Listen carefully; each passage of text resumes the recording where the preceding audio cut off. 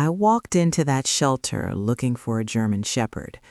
I left with a pit bull who learned that hope was the most dangerous thing he could feel. I know what people say: dangerous, aggressive, unpredictable. That's why he was sitting alone in Kennel 12 while families walked past like he wasn't even there. But here's what no one tells you about dogs who've been overlooked for 4 months straight. They stop moving, not because they're calm, because they figured out that trying only makes it hurt more when no one stops. He wasn't growling, wasn't pacing, wasn't doing anything, just sitting there, dark gray body pressed against the wall, that white patch on his chest rising and falling with shallow breaths, head down, eyes staring at nothing. And the worst part? He didn't even look up when I stopped walking, like he'd already decided I was just another person passing through. Something about that stillness felt wrong, not peaceful, not patient, erased. Yesterday was supposed to be simple. We'd done everything right, filled out the application weeks ago, read all the articles about German Shepherds, how smart they are, how loyal, how they need a job to do. We were ready, excited even. We'd picked out a name, bought toys, set up a crate by the window. The shelter was loud when we walked in, dogs barking from every direction, tails wagging so hard they looked like they might fly off, paws scratching at kennel doors. Pure chaos, pure hope. Every single one of them was screaming, "Pick me! Pick me!" Except one. We were halfway down the row when I saw him, kennel number 12, behind smudged glass that looked like it hadn't been cleaned in days. A big, solid dog with dark gray fur and a white chest patch, red collar around his neck, faded and worn. He wasn't barking, wasn't pacing, wasn't doing anything. He was just sitting there, back against the wall, head lowered, eyes staring at nothing. I stopped. My partner didn't notice at first. They were already looking ahead, trying to spot the German Shepherd we'd come for. But I couldn't move. I just stood there staring at this dog who looked like the world had given up on him. "You okay?" my partner asked, doubling back. I pointed. "Look at him." They did, and I watched their face change. That same gut punch I was feeling, they felt it too. A volunteer came over, older woman, soft voice, name tag that said Linda. She glanced at the kennel and her whole expression shifted. Sad, tired, like she'd been carrying this weight for months. "That's Tyson," she said quietly. "He's been here a while." "How long?" 4 months. 4 months in this kennel watching family after family walk past. 4 months learning that being seen didn't mean being chosen. "Why?" I asked, though I already knew the answer. Linda sighed. "He's a pit bull. People see the breed and they just move on. They think he's dangerous, aggressive. But he's not. He's one of the sweetest dogs we have. Gentle, calm. He just shuts down in here, stops trying." I looked back at Tyson.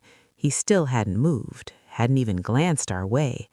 It was like he'd learned that hope only leads to disappointment, so why bother? Like he'd made himself small enough to stop feeling it altogether. My partner and I exchanged a look. No words. We didn't need them. We weren't supposed to be here for him. We had a plan. A German Shepherd waiting, everything lined up perfectly. But plans don't matter when you see a soul that's been erased. I turned to Linda. "We'll take him." Her eyes went wide. "You, what?" "We'll take him," I repeated. "Tyson, we're taking him home." Linda just stared at me like she'd heard wrong, like people don't just walk in planning to adopt a German Shepherd and leave with a pit bull nobody wants. "Are you sure?" she asked. Her voice was shaky. He's been through a lot. He might need time, patience. He's not like the other dogs right now." I looked at Tyson again, still sitting there, still staring at nothing. He had no idea his life was about to change. He had no idea that someone had finally seen him. "I'm sure," I said. Linda's eyes filled up. She nodded fast, like she was trying not to cry in front of us. Okay, let me get the paperwork started. She walked off quickly, wiping at her face. My partner put a hand on my shoulder. You know this is going to be hard, right? We don't know what he's been through. We don't know if he'll ever be the same. I knew. Of course I knew. But I also knew what it felt like to be looked at and dismissed, to be judged before anyone bothered to know you. And I wasn't going to let that keep happening to this dog. We'll figure it out, I said. We stood there for a few more minutes, just watching Tyson. He still didn't look at us, didn't move. It was like he'd built a wall around himself so thick nothing could get through anymore, like he'd learned that walls hurt less than hope. Linda came back with a clipboard, forms, a leash. He's all yours, she said, voice still wobbly. Thank you, really, thank you for giving him a chance. She unlocked the kennel door. The sound echoed, loud, sharp. Tyson flinched, just a little, but I saw it. This dog who'd been sitting so still, so defeated, he was scared. Scared of what came next. Scared of hoping again. Scared that this was just another beginning that would end the same way. Linda clipped the leash to his red collar and gently tugged. Come on, buddy, you're going home. Tyson didn't move at first. He looked up at her, then at me. His eyes were dark, empty, like he didn't believe any of this was real, like he'd stopped believing in real things a long time ago. But slowly, so slowly, he stood up. His legs were stiff, like he hadn't moved in hours. Maybe he hadn't. Maybe sitting still was the only way he knew how to survive anymore. He took one step, then another, and then he was standing in front of me, this big, sad dog with a white patch on his chest and a collar that didn't fit right anymore. I knelt down, didn't reach out, just stayed there. Let him see me. Let him decide. He looked at me for a long moment. Then he looked away. It broke my heart, but it also made me more certain. This dog needed someone who wouldn't give up on him, and I wasn't going to. The walk to the car felt like it took forever. Tyson moved slow, real slow, like every step hurt or like he was waiting for someone to change their mind and drag him back inside. People stared as we passed. I could see it in their faces, that look, the one that says, "Why would you adopt that dog?" One woman actually pulled her kid closer, like Tyson was going to lunge at them or something. He didn't even notice.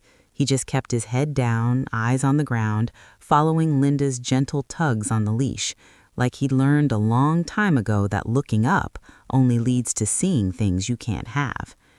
When we got to the parking lot, my partner opened the back door of the car. We'd put a blanket down earlier. Thought the German Shepherd would curl up on it, maybe look out the window, get excited about the ride. Tyson just stood there, staring at the open door like it was a trap. "It's okay, buddy," I said softly. "You're safe, I promise." He didn't believe me. I could see it. He'd probably heard promises before, and they'd all been broken. Linda crouched down beside him. "Go on, Tyson, it's time." He looked at her, then at me, then at the car, and finally, after what felt like a full minute, he climbed in, slow, careful, like nothing had ever held him before. He didn't sit on the blanket. He curled up tight in the corner, made himself as small as possible. This big, solid dog trying to disappear. Linda handed me the leash through the window. Her hands were shaking. "Take care of him, please."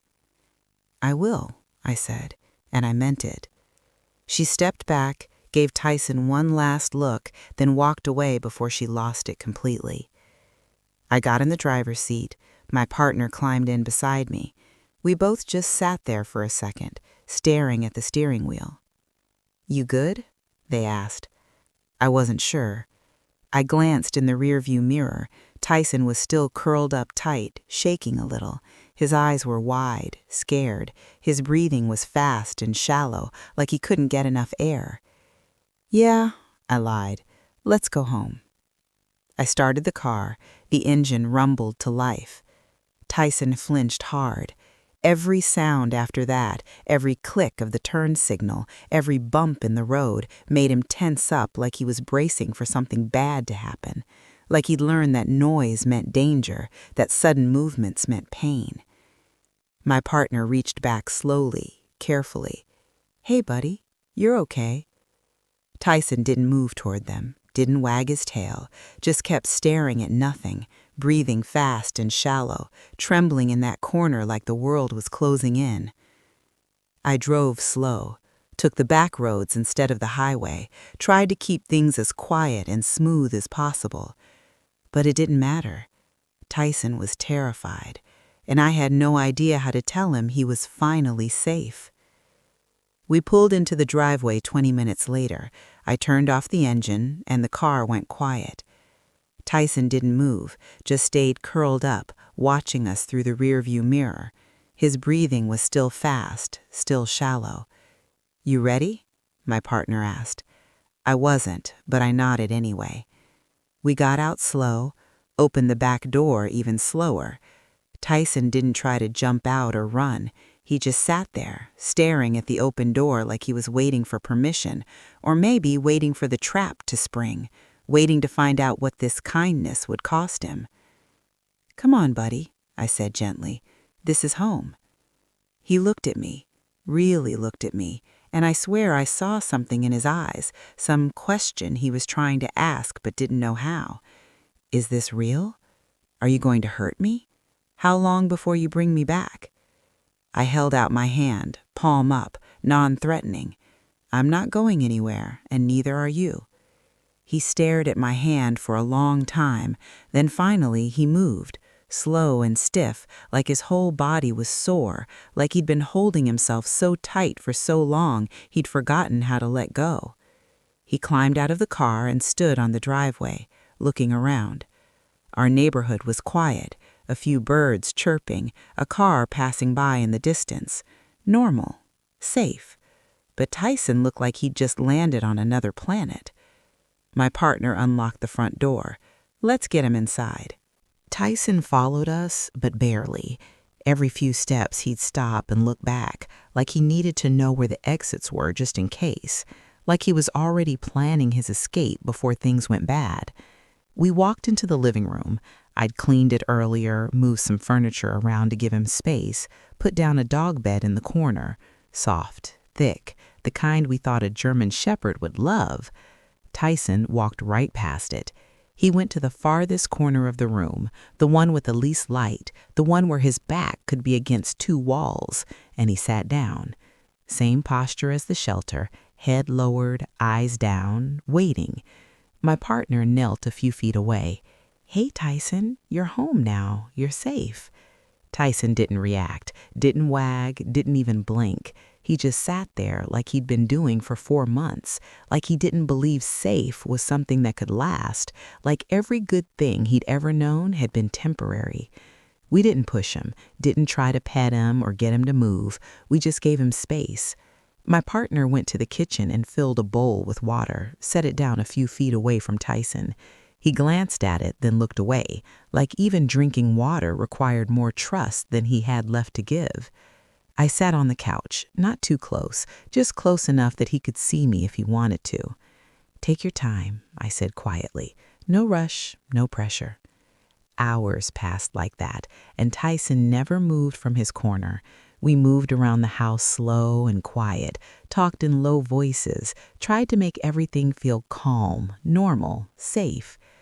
Tyson didn't move from his corner. He watched us, though. I caught him a few times. His eyes would flick over when we walked past or opened a door, tracking, calculating, trying to figure out if we were a threat, trying to figure out when the other shoe would drop. At one point, my partner went to the kitchen to make dinner. I heard the cabinet open, the sound of a pot being pulled out. And then it happened. The pan slipped, hit the counter. The clang echoed through the house. Tyson shot to his feet. His whole body went rigid, eyes wide, ears pinned flat against his head, breathing so fast I could see his chest heaving from across the room. His legs were trembling. "It's okay," I said quickly, standing slow. "Just a pan. You're okay." He stared at me, shaking, like he was deciding whether to run or freeze. His mouth was open slightly, panting, and I could see the whites of his eyes. I stayed still, didn't move toward him, just kept my voice soft. "You're safe, Tyson. Nothing's going to hurt you here." It took a full minute before he sat back down. Even then, his body stayed tense, ready, like he'd braced for the next hit, like he'd learned that loud sounds were just warnings before pain arrived. My partner came out of the kitchen looking guilty. "I'm sorry," he whispered. "I didn't think." "It's okay," I said. "He just needs time." But watching him sit there, scared of a noise in his own home, made something twist in my chest. What had happened to this dog? What had someone done to make him this afraid of everything? Something I learned later from a vet after too many moments like this. Animals who've been hit or startled repeatedly don't learn to fight back. They learn to freeze. Stillness becomes survival. And the worst part? People mistake that stillness for calm, for obedience. They have no idea the dog is drowning inside. They have no idea that silence is just fear that's learned to hold its breath. Evening came. The light outside faded. The house got quiet. Tyson still hadn't touched the water, hadn't moved from his corner, except for that one moment of panic. My partner sat beside me on the couch. "What if he doesn't eat? What if he doesn't drink? How long do we wait before we get worried?" "I don't know," I admitted, "but we can't force him. That'll just make it worse." We sat in silence for a while, just the two of us and this dog who didn't know how to be a dog anymore. And then something changed. It was small, so small I almost missed it. Tyson let out a breath, long and slow, like he'd been holding it in for hours, like he'd finally decided we weren't going to hurt him, not tonight at least. His shoulders dropped just a little, his head lowered, not in defeat this time, but in exhaustion. And then his eyes started to close, not fully, just halfway, like he was fighting it, like he didn't want to let his guard down, but his body was giving up the fight. "Look," my partner whispered. I watched as Tyson's head dipped lower, his breathing evened out, his muscles relaxed inch by inch, and then slowly, carefully, like he was scared of what might happen if he did, he laid his head down on his paws. I didn't move, barely breathed, like any sound might break whatever fragile moment this was. My partner's hand found mine, squeezed. Tyson's eyes closed all the way, and for the first time since we'd brought him home, he slept. Not the kind of sleep where you're half awake, ready to bolt at the first sign of danger. Real sleep, deep sleep, the kind that only comes when your body finally believes it's allowed to rest, when it finally stops waiting for the next bad thing to happen. His chest rose and fell in a steady rhythm. His paws twitched slightly, like he was dreaming. And his face, God, his face looked different, softer, younger, almost like all that fear and exhaustion had been weighing him down for so long, and now it was finally lifting, like he'd been holding himself together with nothing but terror, and now he could finally let go. "We should go to bed," my partner whispered. "Let him sleep." I nodded, but I couldn't take my eyes off him. This big, broken dog who'd been passed over for 4 months, who sat in that kennel day after day, watching families choose other dogs, who'd learned that hope was dangerous because it always ended in disappointment. And now he was here, in our home, sleeping. Tyson sat in that shelter for 4 months because people judged him before they knew him. If his story is pulling at your heart right now, don't just scroll past. Hit subscribe.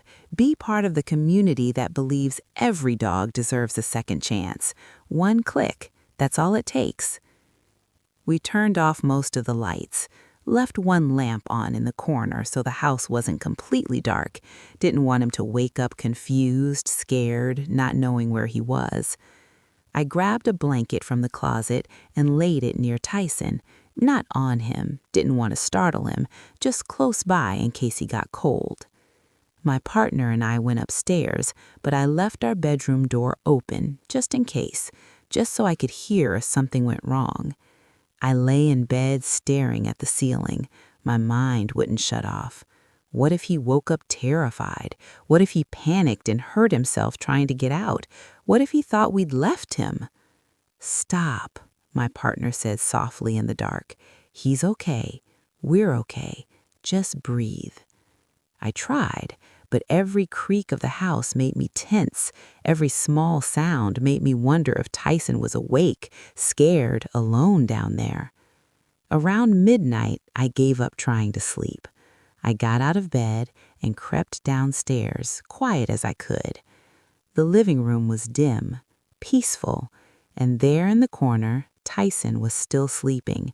He'd shifted positions, stretched out a little more, like his body was remembering it was allowed to take up space, like maybe, just maybe, the world wasn't going to hurt him anymore. I sat on the couch, far enough away that I wouldn't disturb him, close enough that if he woke up, he'd see someone was there. And I just watched him. Morning came quiet, soft gray light filtering through the windows. I woke up on the couch, neck stiff, blanket half fallen to the floor. For a second, I'd forgotten where I was. Then I saw him. Tyson was awake, sitting up in his corner, watching me. Not with fear this time, not with that hollow, empty look he'd had at the shelter. Just watching, like he was trying to figure out if I was real, if any of this was real. "Hey, buddy," I whispered. "Morning." His ears twitched. He didn't look away.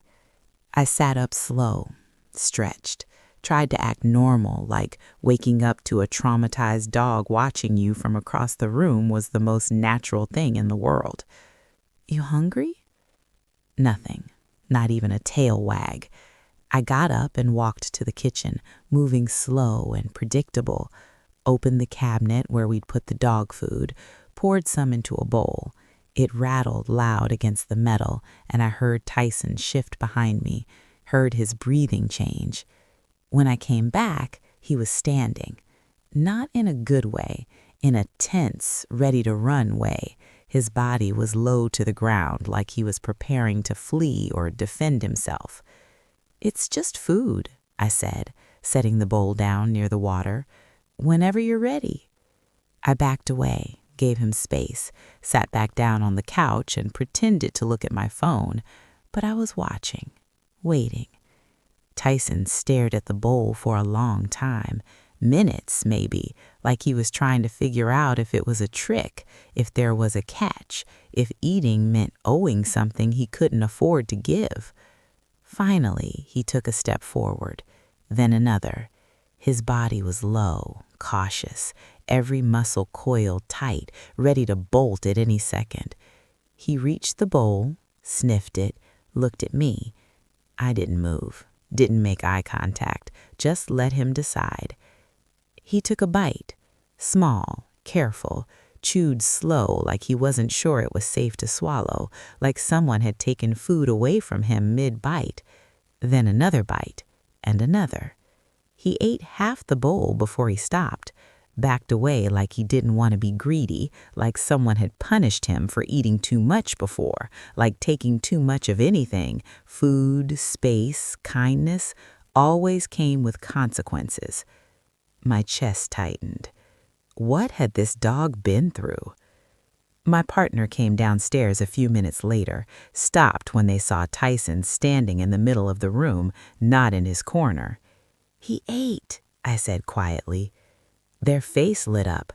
"That's good. That's really good." Tyson looked at them, tensed again. His whole body went rigid, like he'd forgotten there was a second person and now he had to recalculate the threat level. "Hey, Tyson," my partner said softly, keeping their distance. "Good boy. You're doing great." Tyson's ears twitched, just slightly, like he'd heard the words but didn't know what to do with them, like praise was a language he'd forgotten how to speak. We spent the rest of the morning just existing around him, no pressure, no expectations. And then around noon, something shifted. Tyson walked over to the sliding glass door that led to the backyard, stopped in front of it, stared out at the grass, the trees, the open space beyond the glass. "You want to go outside?" my partner asked, standing up. Tyson glanced at them, then back at the door, his tail lifted just slightly, not wagging but not tucked anymore either. I walked over slow, unlocked it, slid it open. Tyson didn't move at first, just stood there looking out like he wasn't sure he was allowed, like freedom was something that had always been just out of reach. "Go ahead," I said softly. "It's okay." He took one step onto the patio, then stopped. His nose lifted, taking in the smells, fresh air, grass, freedom. Tyson took another step, then another. He walked into the yard slow, head low, moving cautious like he was waiting for someone to yell at him, to drag him back inside, to tell him he didn't deserve this. But no one did. He reached the middle of the yard and stopped. Just stood there, surrounded by grass and sunlight and space, so much space. His tail lifted, not wagging, not yet, but not tucked anymore either. My partner came up beside me at the door. "Look at him." "I know," I whispered. Tyson turned his head, looked back at us, and for the first time, there was something different in his eyes. Not fear, not emptiness, curiosity. He sniffed the ground, walked a few more steps, sniffed again, like he was rediscovering what it felt like to just be a dog, to explore, to exist without constantly being on guard, without waiting for the world to punish him for being alive.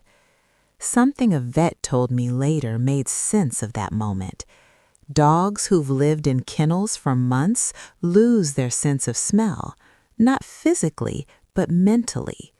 They stop processing scent the way healthy dogs do because there's nothing new to discover, just the same four walls, the same fear smell from other dogs, the same stale air day after day.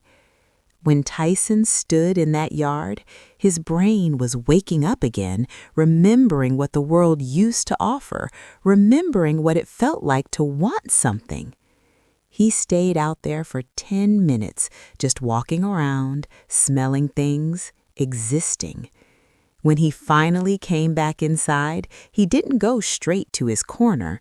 He walked past it, and he laid down in the middle of the living room floor, not hiding, not pressed against a wall, just there, out in the open, where he could see us, where we could see him.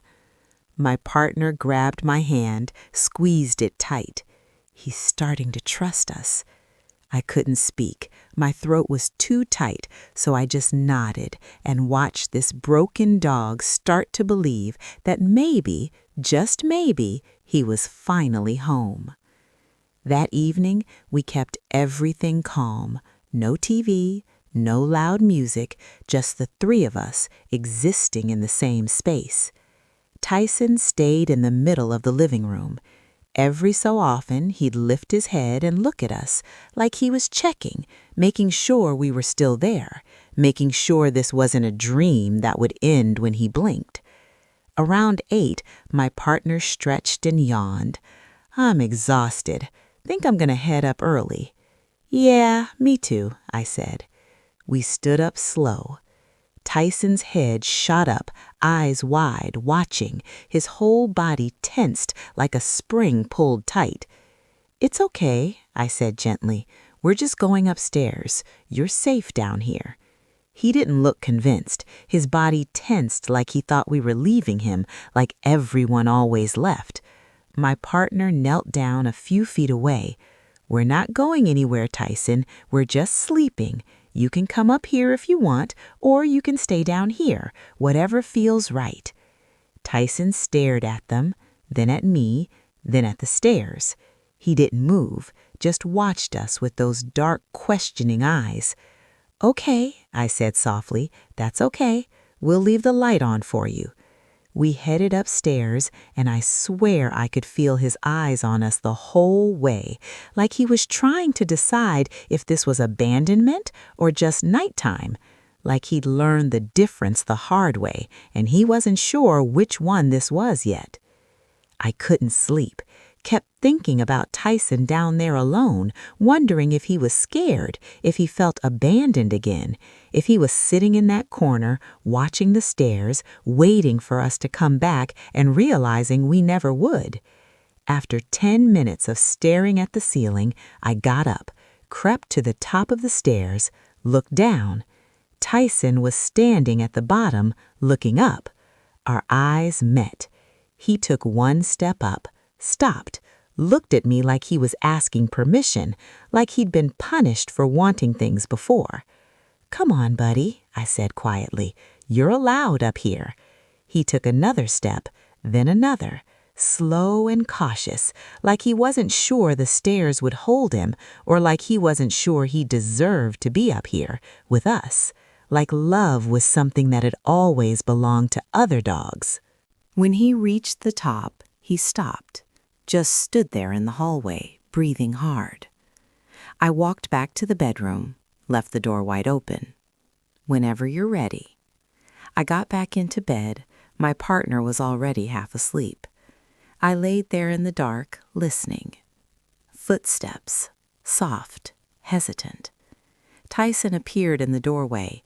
His silhouette filled the frame. He stood there for what felt like forever, just looking in. "You can come in," I whispered, "or you can sleep in the hallway, whatever you want." He took a step inside, then another. He walked to the far corner of the room, away from the bed, away from us, and laid down. But he was in the room, with us, where he could see us, where he wasn't alone. I heard him shift, adjust, settle, and then after a few minutes, his breathing evened out, deep, steady, peaceful. He was asleep, really asleep, the kind that only comes when you finally believe you're safe. 3 weeks passed like that, slow, imperfect, full of small victories and quiet setbacks. Tyson still tensed at loud sounds, still hesitated before eating sometimes, still watched the door like he was waiting for someone to come take him back. Some mornings he wouldn't leave his corner. Some nights he'd pace the hallway instead of sleeping.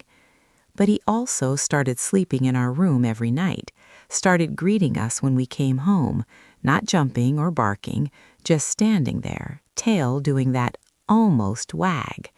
Started leaning into touch when we sat beside him, like he was learning what gentleness felt like, learning that hands didn't always hurt. Progress wasn't a straight line. Some days felt like we were back at the beginning, but other days I'd catch him lying in a sunbeam by the window fully relaxed, and I'd remember the dog who couldn't even close his eyes in the shelter. One evening I was sitting on the floor, reading. Tyson was across the room watching me like he always did. And then he got up, walked over, sat down beside me, not touching, just close. I didn't move, barely breathed. He looked at me, really looked at me, held my gaze. And in his eyes I saw something I hadn't seen before. Not fear, not emptiness, trust. It was small, fragile, the kind of thing that could break if you grabbed too hard or moved too fast. But it was there. I reached out slowly, palm up, offering, not taking. Tyson looked at my hand, then back at my face. And then, so carefully it almost hurt to watch, he leaned forward and pressed his nose into my palm. Warm, soft, real. My eyes burned. I blinked hard, but the tears came anyway. "Good boy," I whispered. "You're such a good boy." His tail moved. Not much, just a small wag, but it was everything. Tyson still has hard days, days where a slammed car door sends him back to that corner, days where he won't eat until evening, days where I can see the weight of everything he's been through sitting heavy on his shoulders, days where the world feels too loud and he needs to hide. But he also has good days now. Days where he brings me his toy, days where he follows me from room to room just to be near, days where he falls asleep with his head on my knee, breathing deep and even, finally believing that this is real, that I'm real, that love doesn't always leave. He's not the same dog he was in that shelter, and he never will be. Some wounds don't heal completely. They just become part of who you are. They teach you how to move through the world differently. But that's okay, because love doesn't require perfection. It just requires presence.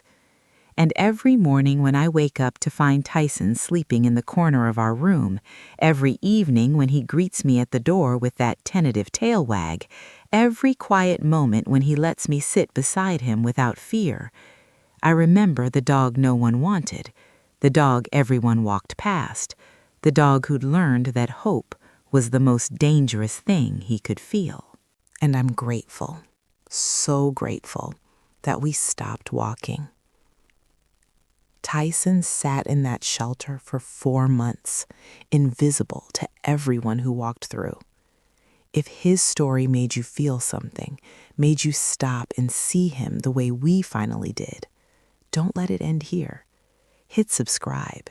Be part of the community that believes every overlooked soul deserves someone who won't walk past. They're counting on us to stop, to see them, to stay.